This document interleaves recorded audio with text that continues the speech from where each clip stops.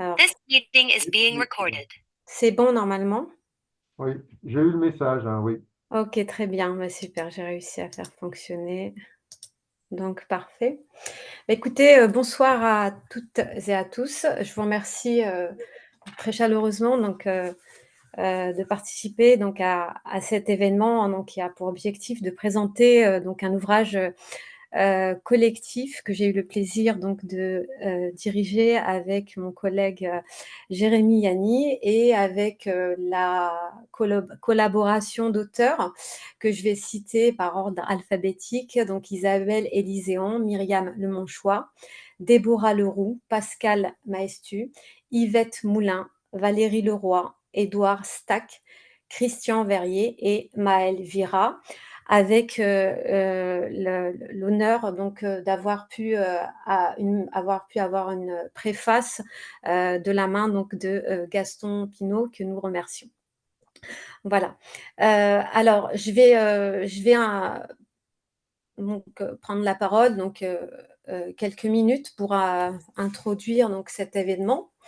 Je vais d'abord, évoquer la naissance de cet ouvrage, qui est parti en fait, d'un appel à contribution pour la revue, PFA sur le thème de l'éducation sentimentale. Donc c'est un numéro qui, en plus de l'ouvrage, va paraître en ligne, fin septembre, normalement si tout se passe bien. Donc sur ce thème, on avait reçu de nombreuses, propositions, toutes intéressantes autant les unes que les autres et donc pour des raisons éditoriales, nous n'avons pas pu retenir toutes ces propositions. Le concept du sentimental est un concept trop peu, évoqué en sciences de l'éducation et c'est ce qui s'est révélé en fait être, la problématique centrale de cet ouvrage et qui a justement fédéré les auteurs à assembler en fait leurs textes avec des contributeurs qui nous ont rejoints justement dans l'avancée de ce projet. Dans ce travail, qu'il s'agisse du de la coordination du numéro pour la revue PFA ou de cet ouvrage, on a pris conscience en fait des différentes significations que le sentimental en fait avait pour chacun d'entre nous et on réalise en fait, qu'il se situe en fait au croisement de plusieurs champs, en sciences de l'éducation, des sciences de l'éducation, pardon. Alors ce que je vais faire dans un premier temps, c'est, peut-être évoquer très rapidement le concept du, sentimental, c'est-à-dire, qu'est-ce qu'on en sait? Qu'est-ce qu'on en dit? Quel sens on lui attribue?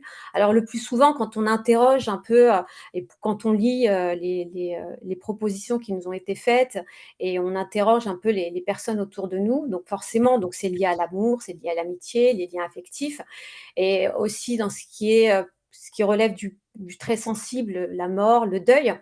En fait, c'est ce qui affecte notre sensibilité ou l'action, en fait, de se laisser guider par nos sentiments. En fait, en résumé, on pourrait même reprendre la définition du dictionnaire de l'Académie française, qui le résume, en fait, qui est, c'est là où il y a du sentiment, en fait, c'est ça le sentimental.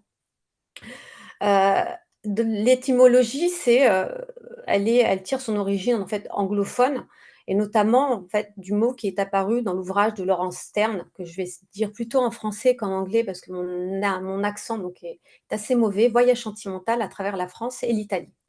Alors, le sentimental, c'est bien évidemment un genre littéraire qui célèbre la romance à partir de concepts émotionnels pour n'en citer que quelques-uns, donc on a La Nouvelle Héloïse, de Jean-Jacques Rousseau au XVIIIe siècle, qui a un peu lancé la mode, des récits sentimentaux. Puis au 19e siècle, ont suivi des auteurs comme Stendhal, Honoré de Balzac, George Sand et bien évidemment, Gustave Flaubert avec l'éducation, sentimentale. Alors, si on fait un pas de côté, vers, les sciences humaines et sociales, alors on a plusieurs disciplines qui s'expriment, sur le sentimental. Pour poser quelques repères, alors bien évidemment, ce ne sont pas des généralités, ni une étude exhaustive, finalement cette notion du sentimental qui est à la fois évidente et complexe, alors on la retrouve en psychologie, c'est souvent on parle de psychologie des sentiments ou psychologie affective, avec pour fondateur Théodule Ribot, également donc philosophe et en fait ses travaux, eux, visaient à légitimer l'étude des sentiments et des émotions, à montrer tout simplement que le sentiment est un fait primitif qui se ramène à aucun autre. Ce qui conforte quelque part l'hypothèse de Jean-Jacques Rousseau, affirmant qu'il n'y a pas de perversité originelle dans le cœur humain. En philosophie, on retrouve le sentimental, entre autres, dans les dialogues de Platon autour du désir, voilà, qui naît du manque, de l'amour, dans la quête de la complétude, du bonheur véritable. Alors ça rejoint aussi ce que souligne Jean-Jacques Rousseau dans l'importance des sentiments dans l'éducation de l'homme et de la femme à travers le concept de l'être humain naturel. Alors, en anthropologie, alors j'aime bien donner cet exemple, hem, c'est le concept j'ai trouvé que le concept du sentimental était aussi exploré à travers les manières de sentir et ça, c'est, Monique Jeudi-Ballini, ethnologue, qui a développé cette notion dans l'étude, des groupes, à travers notamment donc, des travaux sur la culture Sulka, donc c'est une province orientale en Papouasie, en Nouvelle-Guinée. Et elle explique que l'expression en fait des sentiments, si elle soit elle est totalement libre, enfin elle est totalement libre dans cette population, mais en fait leur compréhension elle reste difficilement accessible. En fait, pour donner un exemple peut-être assez, explicite, c'est qu'elle explique que si, par exemple, en France, il semble évident de discuter du sentiment, de solitude dans l'ethnologie de la vieillesse, bah, pour ce peuple-là, ça reste en fait, assez, tabou, disons enfin, que ça ne se fait pas dans le sens où ça pour ne pas tomber dans les préjugés ou les jugements implicites. Ensuite, donc je terminerai par la sociologie. Alors la sociologie, souvent, en fait, on pense que c'est assez éloigné, que les sentiments, les émotions sont assez éloignés dans ce champ d'études, dans les champs et que pourtant, il y a certains sociologues, hein, qui ont abordé donc le sentimental. Je vais donner à titre d'exemple Luc Boltanski, qui a étudié la gestion du sentiment d'injustice, par exemple, ou les actions menées, par exemple, pour les personnes pour obtenir en fait réparation ou se faire justice. Donc là aussi, on a du sentiment.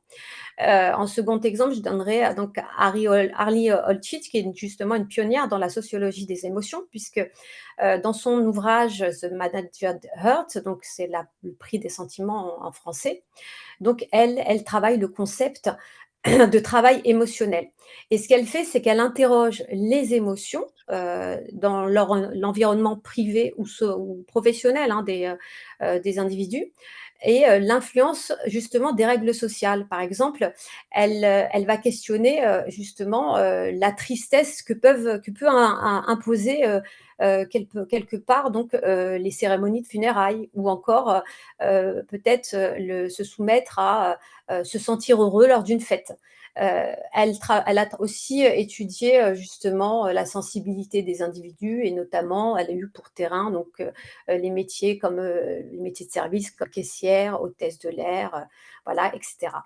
Donc voilà, ces quelques exemples, à travers ces disciplines, montrent quand même que, la notion de sentimental, est bien ancrée en fait dans les sciences humaines et sociales et elle suscite un intérêt qui, justement anime de nombreuses recherches et bah, justement transcende les frontières disciplinaires. Alors, tout à l'heure je disais, le sentimental, c'est un objet à la fois, évident et complexe. En fait, cette complexité, c'est ce qui a justement, c'est ce qui relie en fait quelque part les individus entre eux et au monde qui les entoure et ça souligne justement l'importance de l'éducation sentimentale, donc en sciences de l'éducation. On sait que les sciences de l'éducation, là je vais peut-être appuyer et puis Jérémy va le faire derrière. C'est, justement l'importance du sentimental, en sciences, dans l'éducation, c'est que les sciences de l'éducation s'appuient sur une pluralité pardon, de disciplines des sciences humaines et donc on a des approches qui sont multiréférentielles et justement les auteurs qui ont participé à cet ouvrage, donc c'est des enseignants chercheurs, des doctorants, mais aussi des praticiens du champ de l'intervention éducative, sociale, des cliniciens Et c'est en adoptant donc des approches diversifiées et multiréférentielles que, justement on propose des textes essentiels à la compréhension de comment les sentiments sont inévitablement pardon, intégrés à l'éducation, que ce soit de manière explicite ou, implicite. C'est-à-dire que comment l'éducation peut consciemment ou inconsciemment, mobiliser les émotions dans le domaine pédagogique, que ce soit dans un contexte scolaire, en marge de l'école ou dans la formation des adultes et en tenant compte bien évidemment des nombreuses formes, d'éducation formelle, informelle où, les émotions jouent, un rôle, significatif. Voilà, je te laisse la parole, Jérémie et puis ensuite je donnerai peut-être comment va se dérouler l'heure qui va suivre. Merci Auria.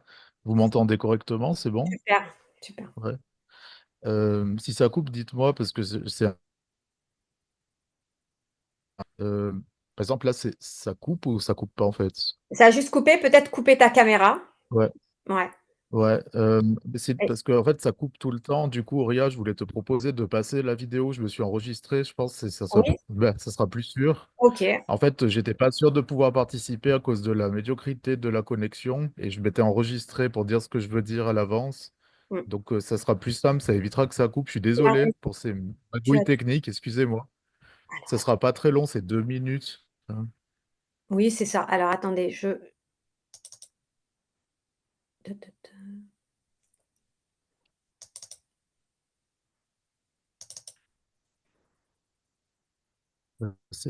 Internet, ça permet de se rassembler à distance, mais ça fonctionne pas Bonjour, toujours. Jérémy Yanni. J'ai eu la chance de Ah, coordonner cet ouvrage avec ma collègue Auria Ah Medas. pardon, Et dans la suite de sa présentation, alors je l'ai lancé alors que j'ai pas partagé l'écran, donc ça va venir. Excusez-moi.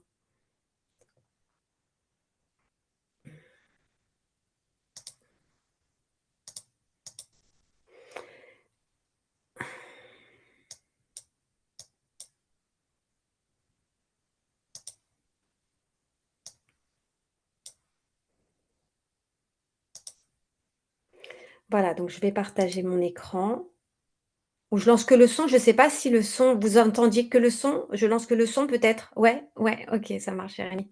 Donc je vais lancer tout simplement et je vais augmenter le son.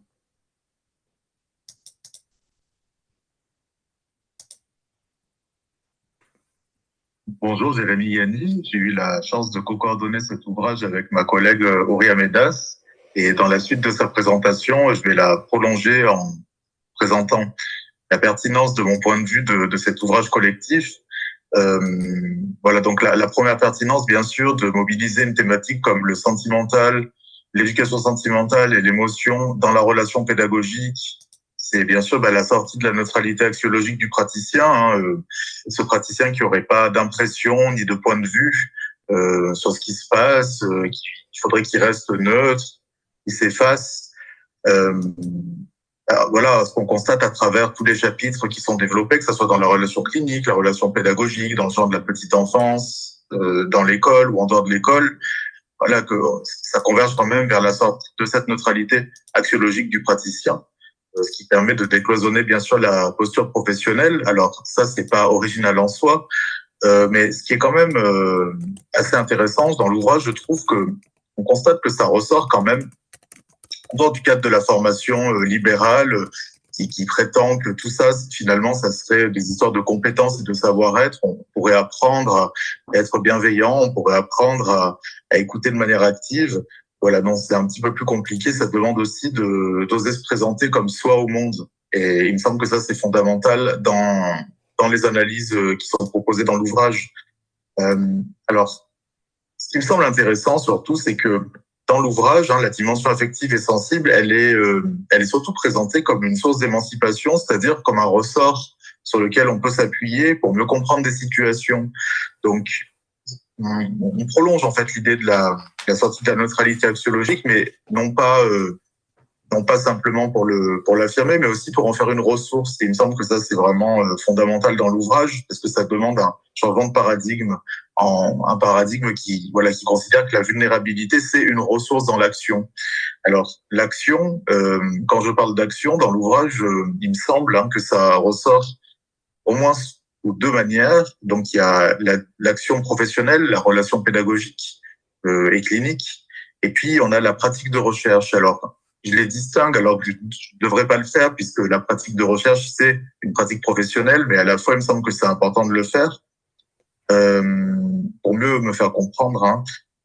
Puisque le sentiment comme ressource dans la pratique pédagogique ou clinique, il me semble que cette idée elle est un petit peu plus acceptable dans la relation pédagogique que dans la pratique de recherche. Il me semble qu'il y a quand même, ça renvoie à des choses différentes.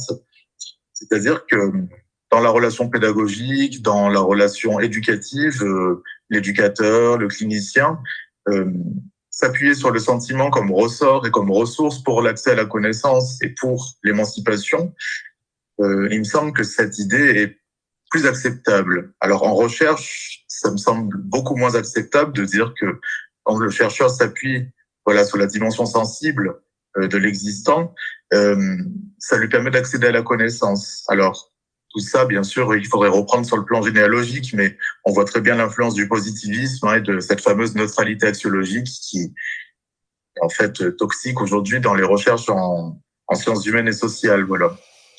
Donc, pour conclure, voilà, je voulais juste redire que dans l'ouvrage et dans les expériences qui sont données à lire, on voit vraiment ces deux ressorts de la dimension sentimentale et affective, que ce soit dans la relation pédagogique, mais aussi dans la pratique de recherche. Voilà, donc j'espère que ça vous donnera envie de lire l'ouvrage. Voilà, donc merci Jérémy d'avoir complété l'introduction. Donc ce que nous allons faire, c'est que dans un premier temps, je vais laisser la parole à deux autrices, Valérie Roy et Déborah Leroux, qui vont nous présenter. Alors, on se donne à peu près. Donc, j'ai entendu, Déborah, que tu vas aller un peu au-delà des 10 minutes. Oui, Déborah. Donc, on se donne à peu près 10 minutes chacune environ. Et ensuite, voilà, pour pas que ça passe trop long avec l'audience, on s'accordera donc un temps d'échange d'environ 20 minutes. Et puis ensuite, de nouveau, on aura deux auteurs qui discuteront de leur chapitre, Christian Verrier et puis Édouard Stack, qui a justement notamment participé à la table ronde autour du sentimental du 25 mars 2024. Et de nouveau, donc, nous échangerons avec donc, les personnes donc, qui assistent à cet événement. Donc voilà, qui est-ce qui voulait, je ne sais plus si c'est Valérie, va prendre la parole en premier. Valérie, tu es là? Le son. Ton micro, Valérie. Oui, ça y est, c'est bon. Ah, voilà, ok, merci. Écoutez, je veux bien commencer. Je suis très honorée d'avoir participé à cet ouvrage collectif. C'est vrai qu'au départ, ça devait être un article dans une revue, puis finalement, ça finit par un livre. Donc, pour moi, je trouve ça magnifique. Donc, moi, je suis à la fois doctorante en sciences de l'éducation, donc à Paris 8 depuis quelques années. Donc, je termine une thèse, je travaille dans le secteur de la petite enfance et je réfléchis sur les impacts en fait des espaces vivants sur le développement du jeune enfant de 12 mois à 3 ans, puisque je travaille dans une structure où je suis responsable d'une structure semi-plein air. En fait, c'est un projet que j'ai inventé petit à petit au fil des années. Je suis arrivée un jour au milieu d'un jardin et puis c'est là que je me suis mise à travailler. J'ai quitté l'univers des crèches qui ne me convenait absolument pas. Et puis, sans m'en rendre compte, j'étais porteuse de certaines valeurs. Et puis, au milieu du jardin, j'ai appris à grandir. J'ai appris à changer mon regard sur le secteur de la petite enfance, sur l'enfant. Et petit à petit, toute la formation que j'ai eue dans le secteur de la petite enfance a été complètement chamboulée par cette relation qui s'est établie avec la nature, les enfants, etc. Et donc, quand Jérémy m'a proposé, puis Ouria, de participer à cet ouvrage, j'avais envie de parler justement des sentiments et puis de la sécurité affective, parce qu'en fait, c'est une notion qu'on nous apprend en formation d'éducateur, et je trouve que le terme, il est quand même assez froid, et il correspond pas, il aide pas les professionnels à comprendre ce que c'est que cet engagement affectif au milieu du jardin, et que quand il y a des enfants qui pleurent, qui sont pris par beaucoup d'émotions parce qu'elle est tout petite, ils ont beaucoup d'émotions. Et quand on est au milieu du jardin avec beaucoup d'enfants et que parfois certains pleurent et qu'il va falloir les consoler, les approcher, les accompagner, bah, il faut y mettre un certain engagement. Et alors, il y a de l'empathie, mais il y a aussi de l'affection, il y a de l'amour. Et ce sont des mots, moi en formation, il fallait pas en parler. Hein. Il fallait pas dire j'aime les enfants. C'est des mots qui étaient quelque part à bannir, mais au final, on se rend compte que moi, ça fait quand même 25 ans que je suis éducatrice, donc des enfants, j'en ai vu énormément, de 12 mois à 3 ans, des histoires de vie incroyables, bah, j'en ai rencontré. Et du coup, au milieu du jardin, j'ai été forcément prise par plein d'émotions, par toutes ces émotions des enfants, et en même temps toutes les émotions que moi, je véhicule aussi au niveau de mon organisme.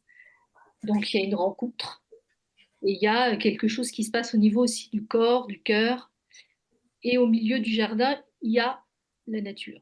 Donc c'est vrai que voilà, j'ai voulu un petit peu remettre en question ce terme de sécurité affective et essayer d'en trouver un autre qui pour moi correspond un peu plus à ce que je vis au milieu du jardin. Donc je parle du besoin d'attachement affectif des jeunes enfants et pour que les futurs professionnels comprennent mieux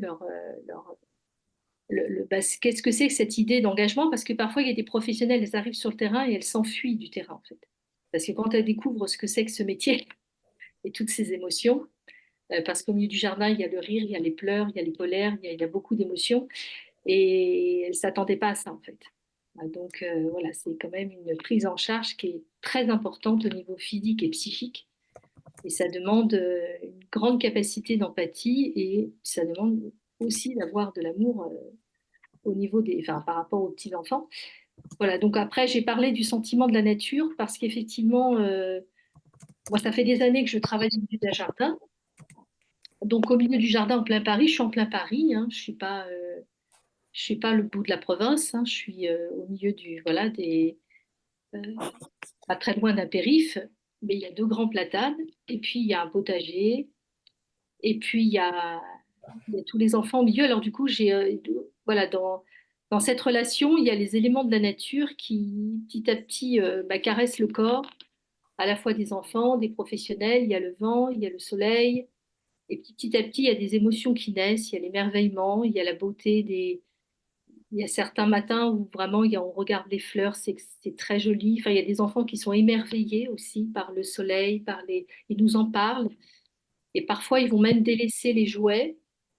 Et puis moi, ça me remet en question, ça m'a beaucoup remise en question par rapport à la notion du jouet, parce qu'en fait, enfin, les éducateurs, généralement, on propose beaucoup de jouets aux enfants.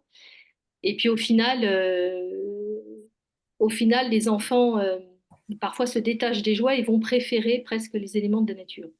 Donc, c'est très questionnant et en même temps, voilà, donc, j'ai voulu en parler tout en dans ce chapitre, j'évoque aussi un peu je parle des professionnels, j'ai interrogé beaucoup de professionnels parce que je fais part un peu de ma recherche hein, au niveau de ce chapitre. Et donc, je parle un peu aussi de tout ce qu'elles ressentent, etc.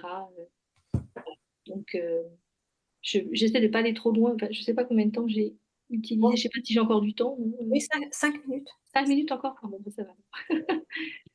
Donc voilà, donc au milieu du jardin, je pense que on- sans s'en rendre compte ou sans m'en rendre compte, on a mis en place ce qu'on appelle presque un paradigme éducationnel, en fait, un nouveau paradigme éducationnel qui vient un petit peu bousculer et heurter des paradigmes sociaux et culturels, social et culturels. Et en fait, moi, je travaille quelque part une éducation holistique, une éducation à l'environnement, bien évidemment, mais ça va au-delà, puisqu'on travaille tous les environnements. Et j'ai beaucoup de retours de parents, je suis assez surprise. Là, j'ai encore rencontré un parent ce matin, donc maintenant sa fille a 12 ans et son fils 14 ans, ils étaient chez nous hein, il y a quelques années. Et au final, il m'a dit, mais c'est curieux parce que mon enfant n'a jamais oublié le petit jardin. Je dis, ah bon, oui, et encore aujourd'hui, il prend des photos, il retourne vers certaines photos de ce qu'il a vécu au milieu du jardin, et puis il les met dans sa chambre, et puis il en parle. Alors que c'est quand même une expérience qui dure que 2, 3 ans. Je trouve ça assez impressionnant comment la nature aussi, elle agit sur l'organisme et tous les sentiments qu'elle peut aussi éveiller chez les enfants, les jeunes enfants, et comment le jeune enfant ne va pas oublier cette expérience. Et puis après, il y a aussi toute cette coopération qui est beaucoup plus développée dehors que dedans. Il y a moins de colère, il y a plus de compréhension, il y a de l'empathie aussi entre enfants. Et tout ça, ça m'a toujours bouleversée parce que dehors, il y a vraiment cette notion de la liberté, en fait, la liberté émotionnelle et corporelle qu'on ne retrouve pas forcément à l'intérieur des espaces. Et, euh, et moi, c'est ce qui m'a poussée à essayer d'expérimenter cette pédagogie et d'aller un peu plus loin. Donc maintenant, pour moi, je l'ai appelée la pédagogie semi-plein air. Je dessine aux tout petits enfants, mais j'ai voulu aller plus loin parce que j'étais bouleversée par cette liberté et cette créativité qui est au milieu du jardin. Voilà. Bon, je me suis peut-être un tout petit peu éloignée du chapitre de ce que je voulais dire, mais voilà. Mais en fait, j'étais contente de participer à cet ouvrage parce que moi, j'ai vu mon âge maintenant, mon but, c'est quand même de transmettre un peu ce que j'ai appris au milieu de ce jardin avec les enfants et essayer de dire qu'il y a des solutions parce que le monde de la petite enfance ne va pas très bien, hein, parce qu'on en parle pas mal maintenant, quand même dans les médias, c'est assez médiatisé. On médiatise beaucoup le côté un peu négatif. Et puis au final, il y a quand même des solutions. Et, euh, et voilà, je suis contente d'essayer de transmettre tout ça, quoi.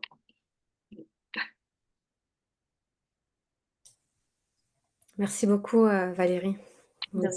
cette présentation. Déborah, on te donne la parole. Oui, je veux bien embrayer. Est-ce que tu peux me faire un share screen, c'est possible? Tu peux me donner la main? Ah. Bon. Alors, attends. Oui. Comment est-ce que...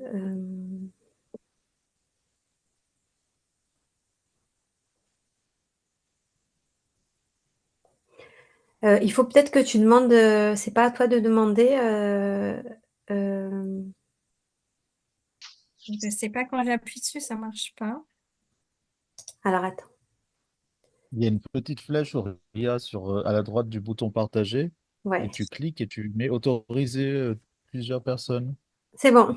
Merci, Jérémy, tu me sauves. C'est bon, t'en prie. Ah oui, ça va, c'est bon. Euh, Excusez-moi.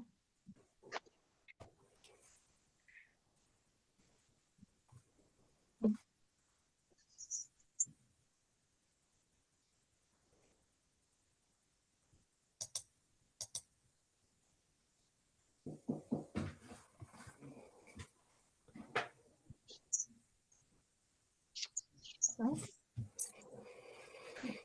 Ça. Attendez.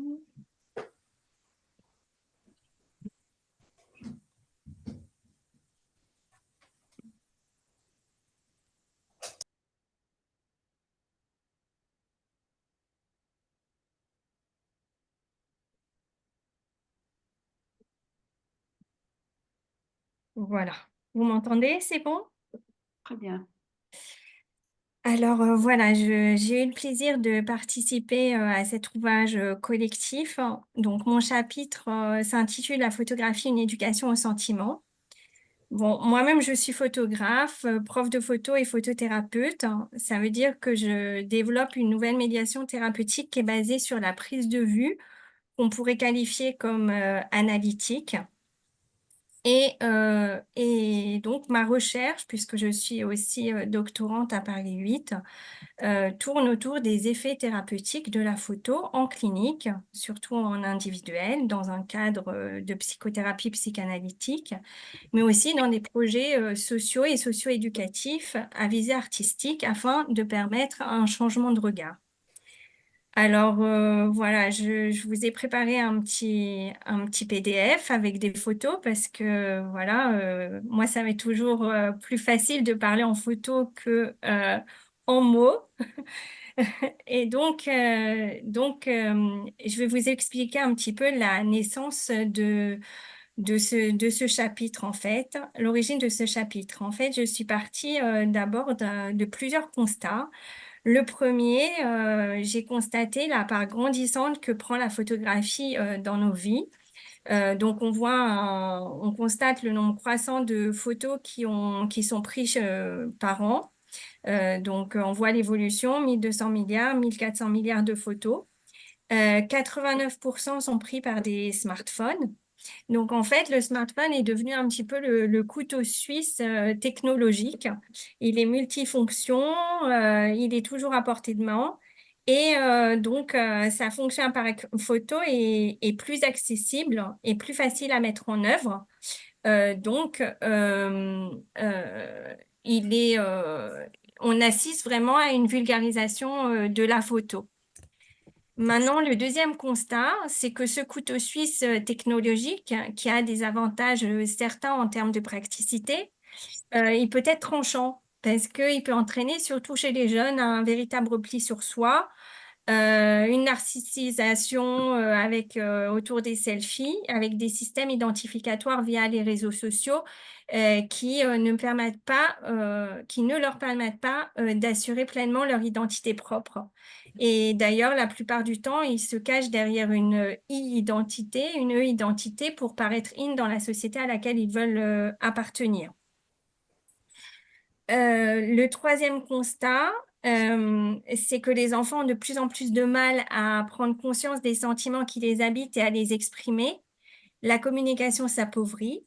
Et donc, face à ces constats, je me suis posé la question s'il était possible de repenser la photo pour tirer au maximum profit au maximum de ses potentialités et pour qu'elle puisse, d'un autre côté, redonner au sujet sa pleine dimension humaine et qu'il puisse découvrir qui il est vraiment. Qui puisse mettre ses affects en forme, qui prenne conscience des sentiments qui l'habitent et qui puisse travailler le lien qui l'unit à son environnement social et naturel, sans se replier sur lui-même. Alors, j'ai mis à contribution mes différentes casquettes de photographe, de prof de photo et de photothérapeute pour essayer de dégager les conditions qu'il faudrait pour permettre une éducation au sentiment par la photo. Alors, voilà, au commencement, je marque ici « Arrêter le temps ». En fait, pour accéder vraiment à une expérience intérieure par la photo, il faut d'abord accepter de supporter, comme dans toute expérience artistique, un sentiment premier de perdition. C'est ce dont parle Maldini, on le verra tout à l'heure. En fait, il s'agit tout d'abord de ne pas savoir, d'être dans une position de recherche, c'est-à-dire loin de nos certitudes. Donc, avec mon appareil photo, je vais chercher ma photo, je n'ai pas d'intention préalable, je regarde autour de moi, je regarde tout simplement. Mais déjà, à travers ce regard, je change de regard, je me connecte plus à moi, je me connecte au monde. Je ne suis pas là à dégainer tout de suite mon appareil photo, mais je prends le temps, je me donne du temps. Je sors de ce tourbillon occupationnel, de cette apparente maîtrise du monde que je peux avoir, et je me mets en position réceptive, de réceptivité. Donc, le problème, c'est que notre société résiste quand même au fait de se sentir perdu. Donc, on a quand même des difficultés à rentrer dans cette phase. Mais la photo, quand elle est vécue comme une expérience intérieure, elle peut être justement une subversion et aider à lutter contre l'immédiateté de l'existence et la rapidité du monde moderne.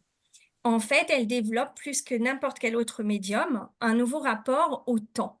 Parce que photographier, c'est être confronté à l'instantanéité qui exige vraiment du dynamisme et de la rapidité, mais c'est aussi être confronté à la lenteur du temps qui passe et en fait de la scène qui met du temps à venir et qui exige de la patience, de la persévérance, des fois même de la scène qu'on met du temps à mettre en place parce que des fois il y a des mises en scène pour les photos. Voilà, je vous ai trouvé par exemple un photographe qui s'appelle Vatsal Kataria, qui en fait met en scène toutes ces photos qui paraissent des photos naturelles, mais en fait, c'est des mises en scène qu'il élabore lentement Et même dans l'élaboration de la scène à photographier, on voit que la photo est une école de la patience. Elle peut devenir une école de la patience. Alors, le deuxième mouvement, c'est une expérience qu'on appelle l'expérience du Patik. Je vais y revenir, qui, en fait, la pratique photographique doit sortir d'une certaine forme utilitariste et intentionnelle. Donc, il s'agit d'opérer un mouvement de suspension, un lâcher-prise, pour laisser advenir ce qui va arriver, en fait. On ne sait pas préalablement ce qui va arriver, justement. Donc, on bloque, on suspend la conscience intentionnelle et par là, le photographe se fait un peu réceptacle, s'ouvre au possible de rencontres pour laisser advenir la photo et c'est là que les affects vont commencer à émerger. Alors, c'est Henri Maglinet qui parle du Patik. Il reprend les travaux en fait de Erwin Strauss et il aborde la dimension du Patik, c'est-à-dire en fait comme un pur sentir. Donc, l'enjeu ici de la prise de vue sera de rentrer dans une sorte d'épiphanie esthétique d'un pur sentir qui va s'expérimenter à travers tout le corps et qui va être une certaine une coprésence entre moi et le monde et en deçà de toute maîtrise sujet-objet. Donc ça, c'est vraiment un point qui est important, c'est-à-dire il faut être en deçà de cette maîtrise, de ce sentiment de maîtrise, pour vraiment être dans ce pur sentir dont parle Maldiné. Alors, découvrir ces sentiments en les photographiant. Donc, en fait, j'ai expérimenté, que ce soit dans mes cours de photo avec des élèves ou que ce soit avec des patients en séance de photothérapie, la possibilité de photographier des sentiments et je vais vous le partager. On va voir quelques exemples. Alors, photographier des sentiments et ensuite observer la photo après coup avec une mise en mots et un retour réflexif. Donc, au fur et à mesure qu'on cherche l'objet à photographier, comme je l'ai dit, pour exprimer le sentiment qui nous traverse, on en vient à préciser de plus en plus justement ce sentiment à l'intérieur de nous, puisqu'on cherche à l'identifier et on cherche à le figurer au plus près dans une photo. Et ensuite, on va observer cette photo après coup et là, on va se dire, oui, mais pourquoi, et donc accompagné par le photothérapeute, mais pourquoi tu as photographié cette photo et qu'est-ce que tu as voulu figurer? Et on va aussi analyser aussi toute la gestuelle. J'en viens dans quelques minutes. Alors, je travaille sur les 6 émotions primaires de Paul Ekman, qui sont la joie, la tristesse, la colère, la surprise, le dégoût et la peur. Et donc, j'invite les enfants à figurer un à un ces sentiments en photo. Et ensuite, ils pourront mettre des mots dessus s'ils le veulent, pour expliquer pourquoi ils ont cadré la photo de cette manière, etc. Ici, j'ai sélectionné plusieurs photos qui représentent la tristesse vue par différents enfants au cours d'un projet socio-éducatif pour des enfants en décrochage scolaire.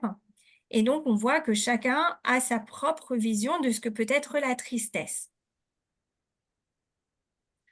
Alors ici, avec la même enfant, donc ici, c'est le cas d'Estelle, enfant qui a 10 ans et qui ne parle pas beaucoup, arrive chez moi en séance de photothérapie. Et donc, nous allons travailler sur les 6 émotions primaires d'Ackman. Et en fait, pour elle, ça va être l'occasion de s'exprimer sous une autre forme que par la parole, c'est-à-dire avec des photos. Donc, on voit ici qu'elle a voulu représenter l'ennui, alors d'un côté, et la joie de l'autre.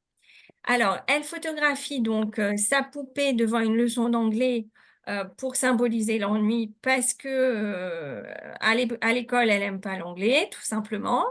Et de toute façon, elle me dit qu'elle n'aime pas étudier et elle n'aime pas parler une langue qui n'est pas sa langue maternelle. Donc, ça ne lui plaît pas. Donc, ça, c'est vraiment l'ennui. Ça symbolise ce qu'elle vit au quotidien à l'école. Et pour la joie, elle a décidé de photographier une autre poupée en train de dessiner parce qu'elle aime dessiner. Maintenant, si on compare les deux photos, on voit qu'Estelle n'a pas choisi la même poupée pour photographier ces deux activités. Elle a choisi une poupée plus classique pour les études et une poupée plus originale avec des cheveux roses pour le dessin. Si on observe le dessin qu'elle a fait, c'est un trait incertain, c'est une sorte de gribouille, mais c'est pas un vrai dessin. Donc, l'emplacement des poupées aussi diffère. On voit que la poupée studieuse se retrouve prise sur le bureau, là où Estelle étudie, alors que la poupée rose, qui symbolise la joie, se retrouve par terre et a été prise au sol. Ce changement de position, en fait, dans la deuxième prise de vue, s'inscrit dans l'histoire d'Estelle elle-même. Elle est dernière d'une famille nombreuse et elle a des difficultés à se voir grandir.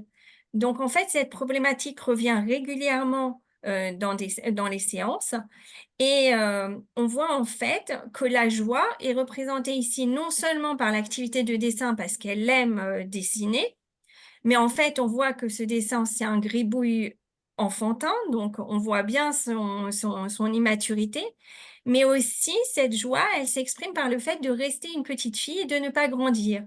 Ce qui est matérialisé ici par les positionnements au sol de la poupée et par le positionnement d'Estelle elle-même qui est au sol en train de photographier sa poupée.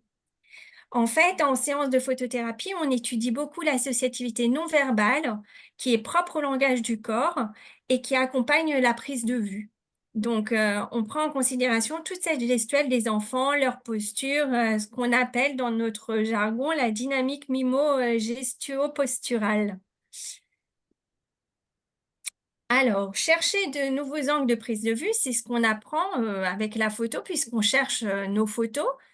Et donc, par là, on va travailler sur la plasticité neuronale et donc on va permettre à l'enfant d'envisager sa réalité sous d'autres facettes.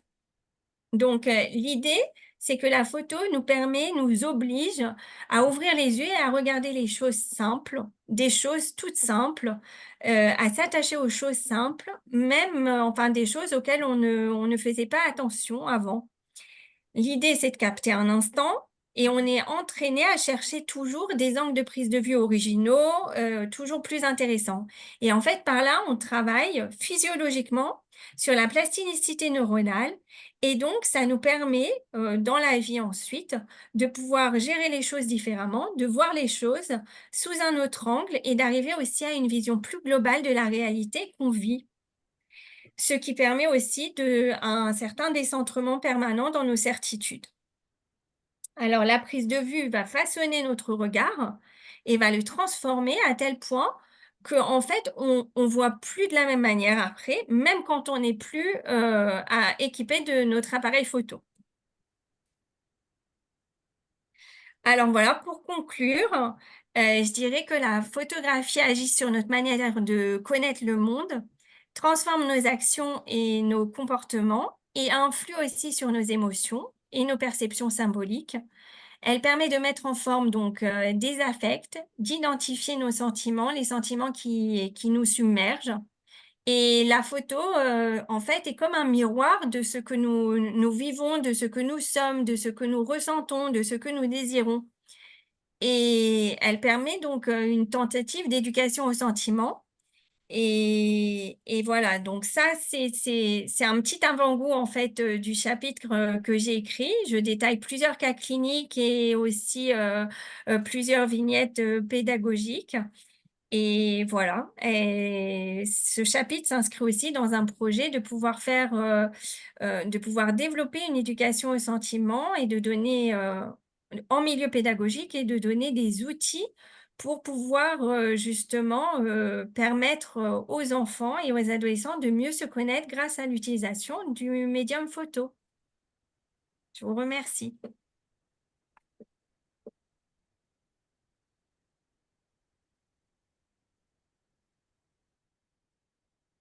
Merci beaucoup Déborah pour cette présentation.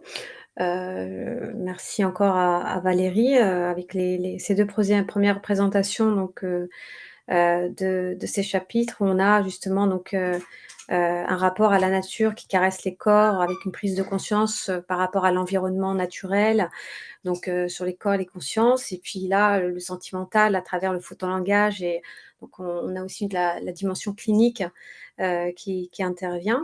Donc si quelqu'un veut intervenir, lancer une question, une discussion, un lien avec vos propres intérêts de connaissance, donc je vous y invite. Il y a juste une petite précision, c'est pas du photolangage, c'est de la photothérapie. Ah, excuse-moi. Non, parce que le photolangage, c'est autre chose. Excuse-moi. Il n'est pas basé sur la prise de vue, mais sur en fait l'observation de photos et le choix de photos. Donc ça tourne autour de la photo, mais pas autour de la prise de vue. Donc voilà. Merci pour ces précisions.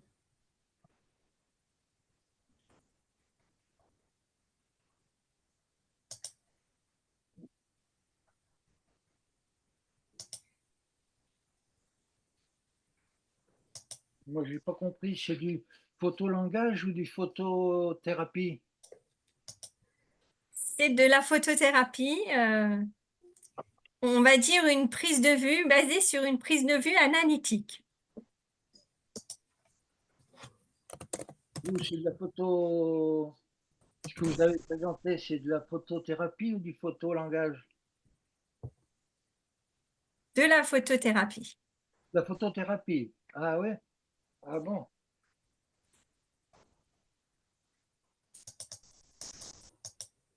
Oui, bonjour, je souhaiterais prendre la parole, Régis Dubuisson. Je suis désolé, j'ai pas ma webcam qui fonctionne correctement.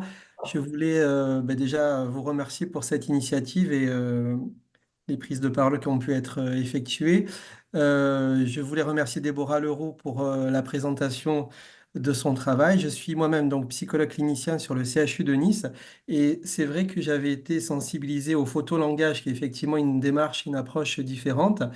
Mais ce que je trouve dans votre démarche davantage intéressant, c'est qu'il y a vraiment une position d'acteur et d'actrice pour les jeunes patients que vous avez. C'est-à-dire qu'il y a vraiment une initiative personnelle à pouvoir figer quelque chose au niveau des affects, ce que l'on ne retrouve pas dans le photolangage où effectivement les photos sont déjà suggérées et proposées. Donc je trouve que cette démarche est d'autant plus intéressante dans le travail que vous pouvez proposer. Oui, tout à fait, puisque le corps est fortement mobilisé. Donc en fait, on touche, en fait, il y a tout un langage du corps qui tourne autour de la prise de vue, justement. Euh, donc en fait, enfin, j'ai même inventé un nouveau dispositif basé sur le squiggle de Winnicott que j'ai appelé squiggle photographique, que j'utilise en séance de photothérapie et qui est en fait qui met en scène à la fois le thérapeute et à la fois le patient.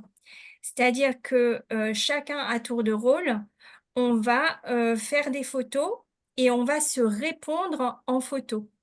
Donc Winnicott, qui est un psychanalyste anglais du début du siècle, enfin du XXe siècle, lui-même, il avait utilisé le dessin pour ce qu'il appelait des consultations, ces consultations thérapeutiques, qui étaient en fait des consultations un peu diagnostiques. Et donc, il s'en servait pour d'abord établir un très bon contact avec ses patients. Et donc, il faisait un gribouillis.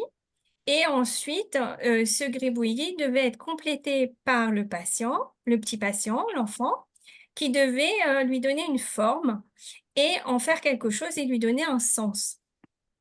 En fait, après, c'était au tour de l'enfant de faire un gribouille et de squiggle voulant dire gribouille, et donc au thérapeute, à partir de ce gribouille, de compléter le dessin afin de pouvoir en faire quelque chose et lui donner un sens. Et on travaille sur le sens qui a été mis en place et sur les associations libres qui en découlent. Alors, à partir de ce dispositif de Winnicott, j'ai essayé d'inventer un dispositif qui est basé avec la prise de vue, qui s'appelle le squiggle photographique. Et donc, en fait, on se répond en photo. C'est comme un dialogue intersubjectif en photo. On peut aussi, et c'est même encore mieux, faire des photos qui sont tout à fait abstraites et les compléter. Et grâce à la technologie, j'ai donc essayé de me rapprocher le plus. En fait, l'idée est que la photographie maintenant, c'est plus une photographie comme c'était en argentique. Donc maintenant, avec le numérique, on a la possibilité de voir directement sur l'écran tout de suite la photo, comme dans le dessin finalement où on est en train de dessiner. Donc finalement, on voit tout de suite le résultat. Donc, on peut se servir de cette potentialité de la prise de vue et de l'appareil photo pour pouvoir l'exploiter au maximum. Et en fait, à partir de ça, j'ai aussi utilisé la technologie avec des systèmes de superposition d'images qui sont sur les appareils photo professionnels, puisque je donne la possibilité à mes patients d'utiliser un appareil photo professionnel qui est à leur disposition en salle thérapeutique. Et donc, on arrive à faire une superposition de nos deux images pour arriver à une co-construction d'un objet intermédiaire, pour reprendre l'idée initiale de Winnicott. Et à travers ça, les affects émergent, et même plus que ça, hein. Merci Déborah pour toutes ces précisions et merci Régis Dubuisson pour votre question. Est-ce que d'autres personnes souhaitent prendre la parole pour poser une question à Valérie ou Déborah ou parler de son Oui, travail, hein, oui? bonsoir, merci de laisser cette opportunité de poser une Ah, autre question. Les deux interventions étaient très riches, vous m'entendez? Oui, oui, oui. Ouais, super. Je voulais en fait poser la question. Alors, je suis éducatrice de jeunes enfants de formation, cadre pédagogique dans un centre pour les professionnels de l'enfance. Et donc, ces propos concernant la formation initiale et la notion de sécurité affective m'ont particulièrement intéressée aussi, même si l'ensemble des deux propos était très riche. Et j'aurais voulu en fait avoir une précision, peut-être qu'une information m'a manqué concernant la sécurité affective qui est donc du coup définie ici comme quelque chose un petit peu trop froid, si j'entends bien, un peu trop éloigné de la réalité des professionnels et qui pourrait même faire un peu enfin, être finalement perdre du sens quand on est au contact des enfants en exercice. Est-ce que je pourrais avoir des précisions, peut-être une autre terminologie auquel Valérie Roy aurait pensé? Bah, en fait, effectivement, dans mon chapitre, j'évoque plutôt la notion du besoin d'attachement affectif de l'enfant et, et que la professionnelle va s'engager à essayer de répondre à ce besoin d'attachement affectif. Et elle contribue à cette qualité d'attachement parce qu'elle a reconnu que l'enfant avait besoin d'attachement affectif. Et je trouve que dans ce terme-là, on y perçoit plus l'émotion que dans le mot sécurité affective, où ça me semble un peu plus intellectuel en fait que vécu. Et en fait, nous, on est vraiment dans quelque chose de l'ordre du vécu avec le corps il y a des pulsions, enfin, dans le domaine de la petite enfance, c'est pas le monde du bisounours, hein. Il y a beaucoup de pulsions. Il y a comme avec les parents, il y a deux pulsions, il y a l'interdit du meurtre et de l'inceste qui vont se redéfinir, mais ces pulsions-là, elles sont aussi parfois au milieu des enfants quand on accompagne beaucoup d'enfants. Il y a des professionnels parfois qui parfois en ont assez de certains enfants. Ça peut arriver parce que l'enfant est très dur à prendre en charge. Et donc, à un moment donné, on fait relais. C'est pour ça que c'est très important de coopérer collectivement ensemble. Et c'est vrai que parfois, quand j'accueille des nouvelles éducatrices, parce que on prend des stagiaires hein, dans notre jardin, donc quand on accueille des éducatrices débutantes ou en stage, parfois sont parfois impressionnés par cet univers très émotionnel, très vivant, et elles s'attendent pas forcément à cette prise en charge-là. Et parfois, il y a certaines professionnelles qui ont des nœuds psychologiques, en fait, et des choses qu'elles n'ont pas forcément dépassées. Et ce qui fait que bah, parfois elles quittent ce métier aussi parce que c'est presque trop dur psychiquement de porter tous ces enfants. C'est pour ça que je trouvais que cette terminologie, euh, comme moi, c'est ce qu'on m'avait appris quand j'étais jeune éducatrice, j'ai trouvé que c'était un peu gentillet, on va dire, par rapport à vraiment ce qu'on vit physiquement au milieu du jardin et tout ce qu'on prend en charge parce qu'en fait, on s'occupe. Si vous voulez, on a beaucoup travaillé sur l'individualité, on prend en charge, il faut prendre en charge individuellement un enfant. On a beaucoup travaillé cette notion-là dans le secteur de la petite enfance. Mais nous, au milieu du jardin, ou enfin, même dans une salle de vie, on va répondre aux besoins individuels d'un enfant, mais au milieu des autres enfants. Donc, c'est pas du tout la même chose parce que le corps, il résonne avec toutes malgré tout, même si on répond aux besoins d'un enfant, il y a d'autres enfants qui sont juste à côté qui peuvent nous interpeller, nous solliciter très rapidement. Et ce qui fait que notre corps il est constamment en résonance aussi avec les autres enfants pendant qu'on répond aux besoins d'un enfant. Ça, c'est notre réalité de terrain. Et c'est pour ça que l'apport du jardin, de la nature, c'est quelque chose d'intéressant parce que ça agit comme ça apaise l'organisme aussi des professionnels et ça nourrit. Le soleil va nourrir le matin si le soleil tape dans le cou. J'ai des professionnels hein, qui parfois m'en parlent, hein, me disent oh là là, qu'est-ce que ça fait du bien, etc. Et ce qui fait que quand vous menez un atelier au milieu du jardin, vous mettez en place une manipulation terre au milieu du jardin avec des enfants, bah forcément, le corps est beaucoup plus apaisé et c'est comme si les émotions, elles étaient plus ou moins, comment dire, elles sont un peu bues par la terre en fait. Hein. Voilà. Et même j'ai même mis en place un atelier manipulation terre avec le temps parce que je me suis rendu compte de l'efficacité de cet atelier auprès des enfants et en adaptation, en familiarisation. Quand l'enfant se sépare de son parent, parfois ça peut être très douloureux pour l'enfant.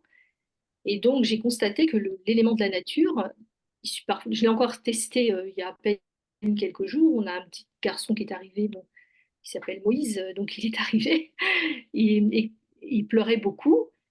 Je l'ai pris à un moment donné dans les bras et on a été toucher les éléments de la nature, du potager. Il a mis les mains dedans, il a senti les plantes, etc. Il y avait plein de parfums et, et ça l'a apaisé.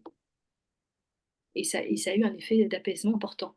Donc, on utilise aussi voilà, le contact avec la nature et les enfants vont plonger les mains dans l'eau de pluie, dans la terre, etc., ou touchent les arbres aussi, l'écorce de l'arbre, les deux grands arbres, et ça les apaise. Donc, ça facilite en fait quand même les familiarisations. Donc, c'est dommage de se priver de cet apport quelque part sous prétexte que nous sommes dans de grandes villes, il faudrait retirer la nature de la main des enfants. Et c'est peut-être un peu une erreur. Et bon, voilà, moi, j'ai constaté tout ça au milieu du jardin. Alors, bien sûr, moi, j'ai deux salles. Hein. J'ai pas que la salle, parce que quand il y a trop d'intempéries, ou que c'est trop fort, ou que vraiment ça devient trop désagréable pour l'enfant, le corps, et même les professionnels, on peut rentrer à l'intérieur on a un espace de vie intérieur aussi. Alors, je ne sais pas si j'ai répondu Merci à la beaucoup. Merci beaucoup Valérie pour ces précisions question. sur voilà et merci à Hippomana, je ne sais pas comment vous vous appelez pour votre question. On peut prendre une ou deux questions ou une ou deux réactions et puis merci Laurie. Voilà, Laurie, merci beaucoup. Gaston, ben allez-y, voilà, on Oui. vous laisse réagir ou prendre la parole. Merci. C'est la suite de Valérie, l'éducation avec la nature. Nous, on appelle ça l'éco-formation, quoi, la formation avec les environnements. Et à Montréal, il y a un beau centre d'éducation à l'environnement. Et on vient de sortir un numéro sur les enjeux de l'éco-formation à l'ère planétaire. Alors là, je pense vous tapez ça sur Internet et c'est un accès direct. Martine peut vous informer. Et ça, je pense que enfin, vous trouverez des éléments qui vont dans votre sens, quoi. L'importance là des interactions formatives avec les éléments. D'accord, merci. Merci Gaston. J'ai reçu un message dans le chat de Régis Dubuisson qui souhaitait voilà, reposer une question ou réagir. On peut prendre cette réaction si vous êtes d'accord. Oui, merci. Je voulais vraiment enfin, remercier Déborah Leroux et Valérie Leroy parce que toutes les deux avec des pratiques différentes. À la fois Déborah Leroux sur le travail de co-construction et de l'implication du thérapeute, mais Valérie Leroy sur l'implication pleine et entière de l'éducatrice et de l'éducateur. Vous venez vraiment pointer, je trouve, cette nécessité de prendre en compte que le fait que l'on soigne ou on éduque avec ce que l'on est et pas nécessairement uniquement avec ce que l'on sait. Et ça, je crois qu'on le touche du doigt très, très rapidement après nos sorties de formation ou d'université. Lorsqu'on parle de cadre thérapeutique ou de cadre éducatif, très souvent on pense que ça se limite à l'espace du bureau, aux conditions, on va dire, géographiques et techniques, alors que le cadre, qu'il soit thérapeutique ou éducatif, à mon sens, c'est nous. C'est-à-dire nos propres limites et notre possibilité d'accueillir effectivement les émotions à la fois de l'autre et les nôtres. Voilà, je voulais juste réagir comme ça. Merci.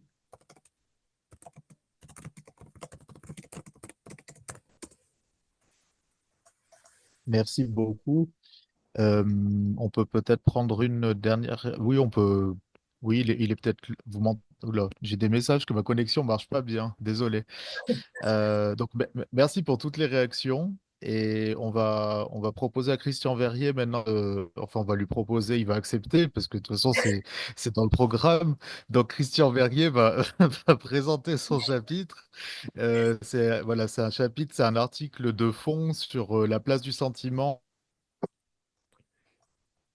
mais aussi en dehors, dans la relation pédagogique, mais pas que. Voilà, avec des pistes de réflexion. Voilà, Christian, j'en dis pas plus, je te laisse la parole. Merci. Ouais, merci, merci. Alors, c'est un article qui s'intitule, j'avais oublié le titre, j'ai été vérifié, Une éducabilité du sentiment amoureux tout au long de la vie, mais avec un point d'interrogation, euh, parce que j'étais pas bien sûr de la validité de la question, premièrement, et puis deuxièmement, de la réponse qu'il est possible de lui apporter. Alors, je vais essayer de faire pas trop long, parce que je vois que le temps file là en même temps. Euh, alors, comment j'ai rédigé ça? C'est un peu des réflexions d'Edgar Morin, de Cornelius Castoriadis, d'autres auteurs qui m'ont mis un peu sur la piste, parce qu'ils disent souvent qu'en fait, l'éducation, alors quand ils parlent d'éducation, ils parlent surtout enseignement. Euh, mais ça n'exclut pas l'éducation malgré tout.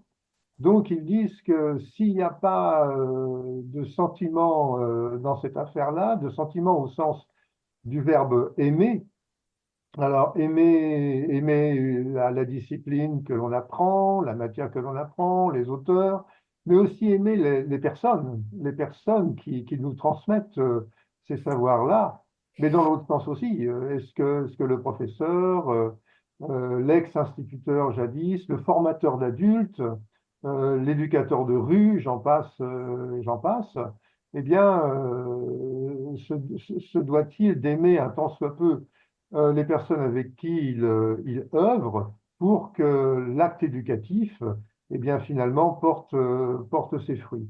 Donc, je me suis d'abord appuyé sur ces deux auteurs, Castoriadis, Edgar Morin, qui vont tout à fait dans ce sens-là.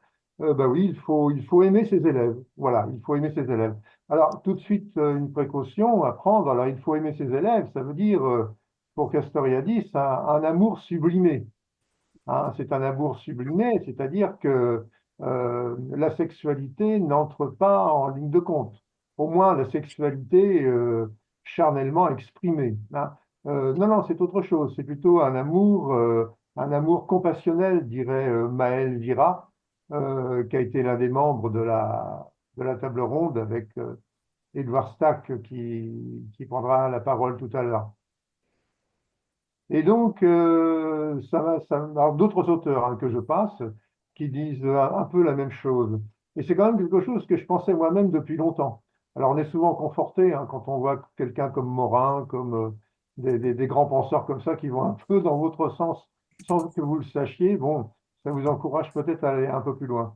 Alors, ce que j'ai fait en me demandant si aussi dans nos vies, à toutes et à tous, eh bien, nos sentiments nos sentiments amoureux au sens de l'amour, c'est quelque chose qui peut bouger tout au long de notre vie. J'ai lu quelque part dans un article que je cite que les premières histoires d'amour des enfants commencent entre 3 et 6 ans. Amour au sens donc sublimé, comme j'ai dit tout à l'heure, entre 3 et 6 ans.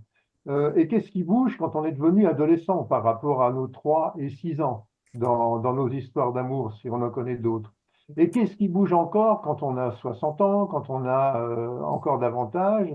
Qu'est-ce qui peut bien se passer durant toute la vie? Et bon, je propose simplement l'idée qu'il y a des choses qui se passent. Alors, je ne vais pas y voir dans le détail. Je cite quelques exemples quand même, disant que certainement beaucoup de choses se passent à la fois sur le plan informel et pourraient aussi se passer sur le plan formel. Alors, sur le plan informel, c'est vrai que si on regarde un peu nos vies, et ça, c'est une inspiration qui m'est venue avec le film de Buster Keaton, Sherlock Junior.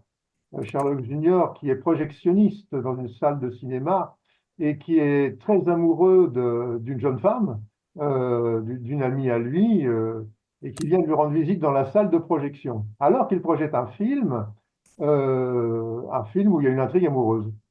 Et il a très envie d'embrasser cette amie qui vient le voir de près, qui s'approche d'elle, mais à un moment, il regarde par la lucarne et il voit comment l'acteur embrasse l'actrice et il a l'intention tout à fait de faire pareil avec son ami qui est à côté de lui. Donc le cinéma, là, ça l'éduque, sauf que le plan suivant, il voit les mêmes deux acteurs entourés d'une douzaine de mioches qui courent dans tous les sens et qui hurlent de tous les côtés. Et là, il renonce à embrasser son ami qui est venu le voir, voyant ce qui risque de lui arriver comme poursuite sentimentale.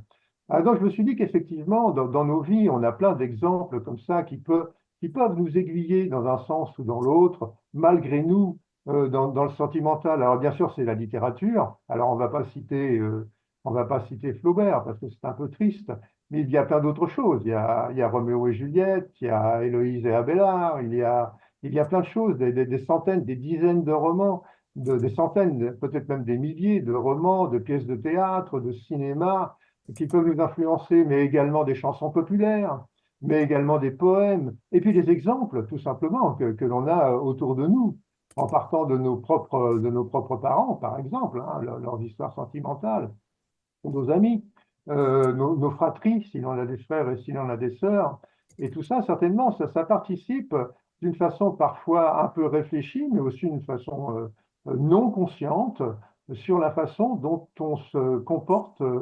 sentimentalement.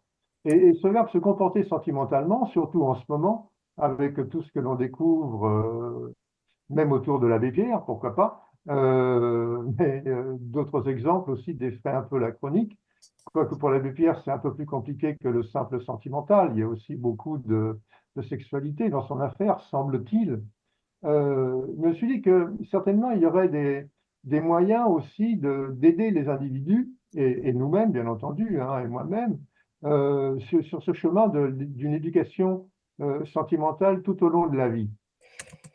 Et d'ailleurs, vous savez qu'il existe un programme en France, mais aussi à l'étranger, hein. J'ai retrouvé le nom, hein. C'est dans mon article. Rappelons qu'il existe en France, et depuis très très longtemps, dans certains pays étrangers, de la maternelle au lycée, encadré par un programme national et destiné à tous les élèves, une éducation à la vie affective, relationnelle et à la sexualité. Elle revêt un caractère obligatoire tant dans les établissements publics que dans les établissements privés sous contrat. Et dans le programme de cette année, de 2024, on trouve des choses comme cela, par exemple, identification de la différenciation entre plusieurs types de sentiments, l'affection, l'amitié, l'amour.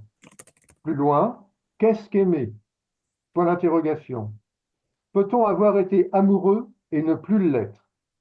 Peut-on être amoureux, peut-on être heureux, pardon, sans avoir été amoureux? Ou encore, l'analyse du poids des pressions familiales et sociales sur le choix d'une relation amoureuse. Donc, j'ai découvert ça après que j'ai eu fait mes propres propositions. Et là, je retrouve Edgar Morin sur ma route. J'avais trouvé il y a quelques années une conférence qu'il avait donnée sur la sagesse et sur l'amour à Nantes, à l'université de Nantes, où il préconisait, enfin préconisait c'est un grand nom, il suggérait quelques pistes d'éducation à la sentimentalité. Je m'en suis inspiré donc et je fais dans l'article 16 propositions d'éléments d'apprentissage du sentiment amoureux qui pourraient être éventuellement discutés avec des élèves, mais pas forcément avec des élèves au lycée, au collège, mais aussi à l'université, mais aussi en formation d'adultes et dans tout autre lieu se prêtant, et en éducation populaire naturellement, et tout autre lieu qui pourrait s'avérer judicieux. Donc, et en dernier lieu, voilà, et j'en termine, je pose la question du contenant de ces contenus. Ben oui, quelle pédagogie mettre en place pour transmettre tout ça? Ça ne doit pas se transmettre, tous ces désirs de savoir-être et de savoir devenir, où l'existentiel est vraiment très important.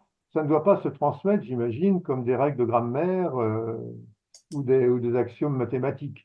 Il faut certainement une autre attitude pédagogique. Alors, je termine l'article là-dessus.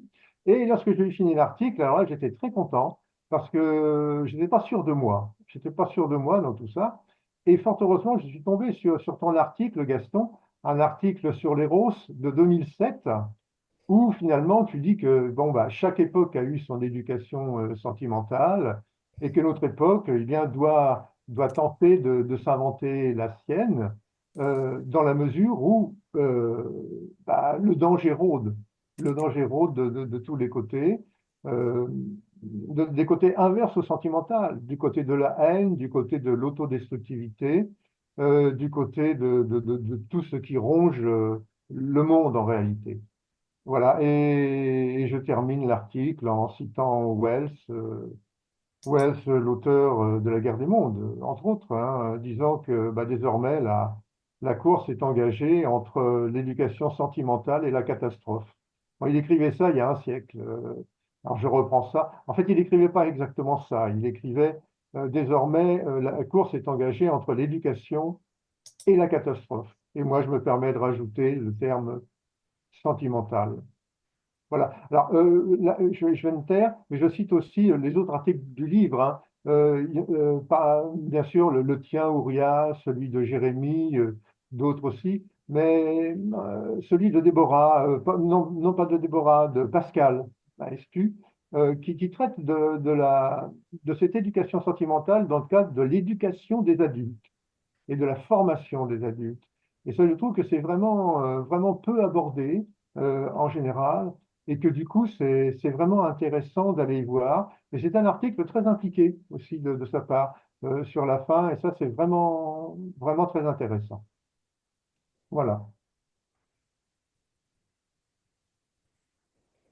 Merci Christian, merci pour cette présentation.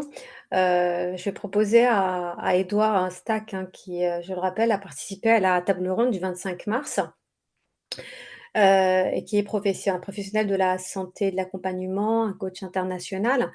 Donc, Édouard, hein, si vous voulez bien prendre la parole et peut-être dérouler quelques mots. Est-ce que vous m'entendez? Est-ce oui, que vous m'entendez? ouais, Est-ce que vous m'entendez? oui, oui. Parfait.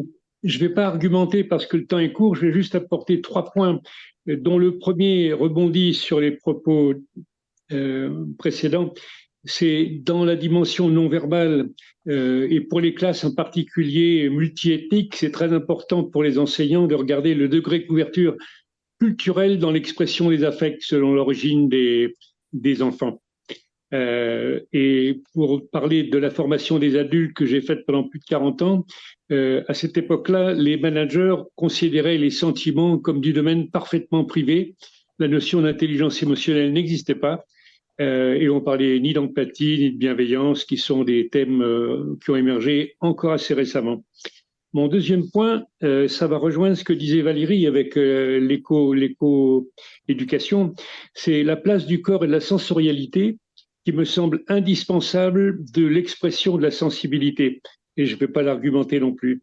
Et le troisième point, c'est la place de l'autorité dans le vécu de l'enseignant, du parent, de l'accompagnant.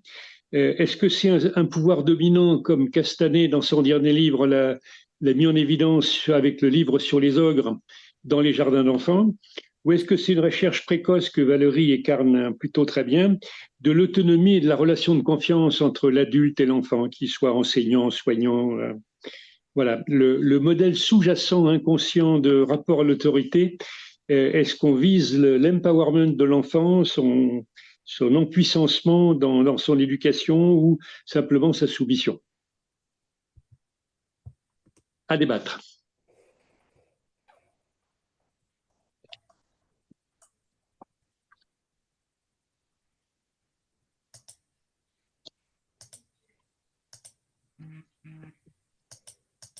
Merci Edouard pour ça. Merci beaucoup. Est-ce que quelqu'un veut réagir à ce que Edouard vient de dire ou est-ce que la présentation de Christian? Est-ce qu'il y a quelques réactions? On peut prendre une ou deux réactions pour pas finir trop tard, mais voilà, si vous voulez, allez-y. Ou peut-être le préfacier de l'ouvrage, s'il veut réagir, on peut lui tendre une perche aussi. Non, ben, moi, je voudrais bien l'ouvrage. Si je suis moins loin que les Philippines, là, mais si on pouvait m'envoyer un exemplaire, ce serait parfait. Ouais, merci.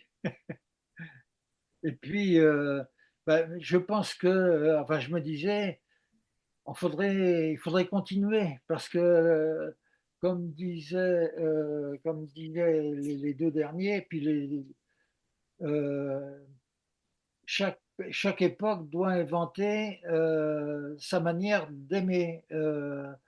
Et il faut que ce soit vraiment un thème à l'ordre du jour et que vous l'avez, que vous l'avez porté. Enfin, c'est une première mise en culture là, de, ce, de cette dimension-là qu'il faudrait continuer de prolonger, quoi, hein.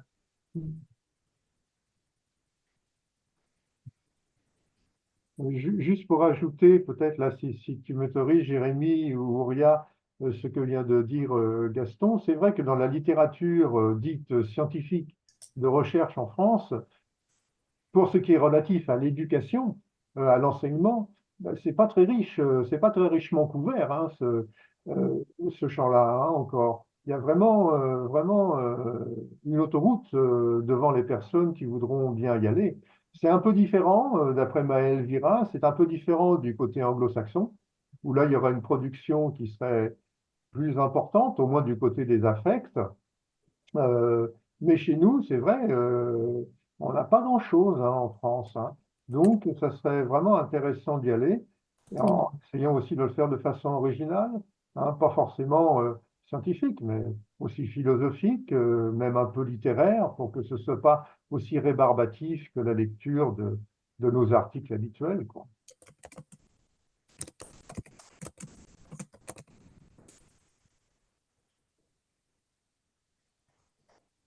Merci Christian.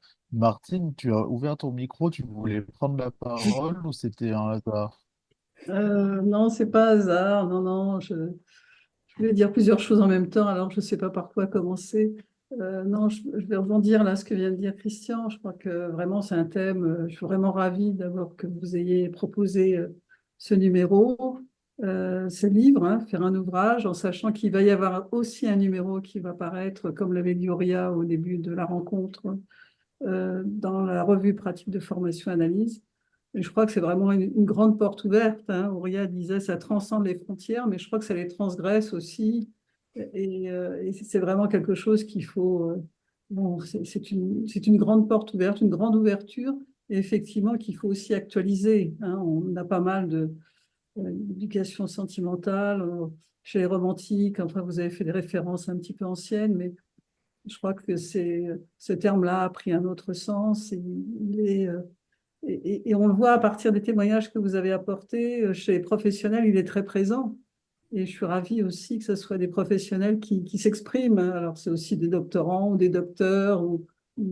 Voilà, mais je pense qu'il faut vraiment. C'est présent. C'est pas parce qu'il n'y a pas de publication scientifique que c'est pas, c'est pas présent. Justement, il faut s'en emparer. Et sans doute que c'est très urgent aussi, vu le contexte actuel.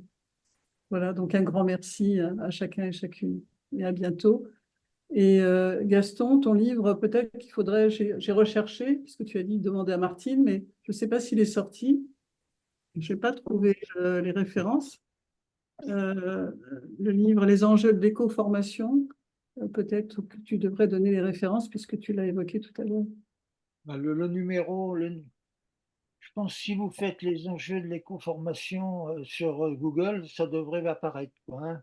Je suis tombée sur Percé, je suis tombée sur l'appel à projet, mais pas sur la publication. Je me suis demandé s'il était sorti. Je suis tombée sur Open Edition, en fait, quand j'ai Oui, fait. oui, Open Edition. Il est dans Open Edition. Oui, Ah, d'accord, donc il est accessible dans Open Edition, oui, d'accord. oui.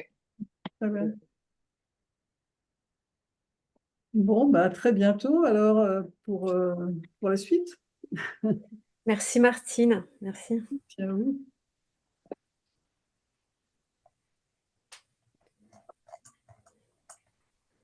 Est-ce que quelqu'un voudrait encore réagir, discuter, échanger?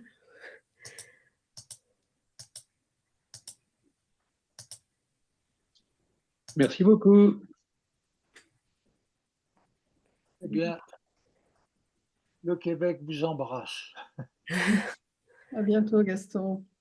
Moi aussi, je vais partir. Il Allez, est 19h30, je ne peux pas rester. Merci.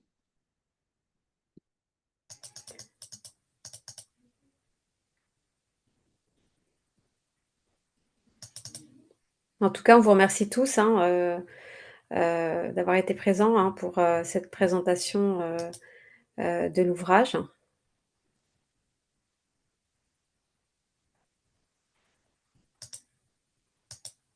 Oui, merci beaucoup, hein, merci beaucoup d'avoir participé. Désolé pour les soucis techniques. Et puis, on peut conclure là si ça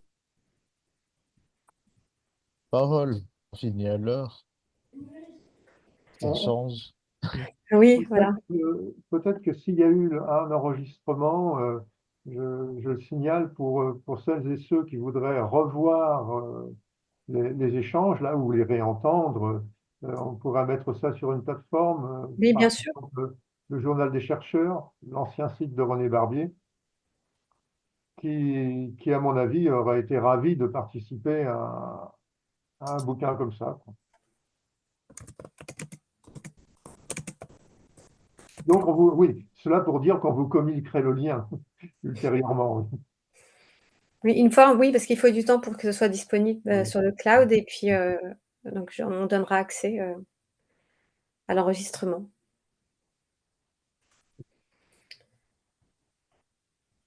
Donc je pense qu'on... Bon, on peut conclure. C'est bon. Oui, Bah, bonne soirée à tout le monde. Merci d'avoir participé. oui. Merci à tout le monde et merci d'avoir participé. Merci à vous toutes et à vous tous et à bientôt. À bientôt. Au revoir. Au revoir. À bientôt de vous lire.